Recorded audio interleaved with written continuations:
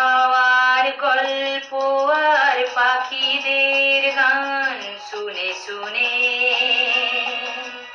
আজ এই ফাল্গুনে দুটি চোখে স্বপ্ন শুধু আঁকো। হাওয়ার গল্প আর পাখিদের গান শুনে শুনে আজ এই ফাল্গুনে দুটি চোখে স্বপ্ন শুধু আঁকো। আজ এই দিনটাকে মনের খাতায় লিখে রাখো। আমায় পড়বে মনে, কাছে দূরে যেখানেই থাকো। ও হো হো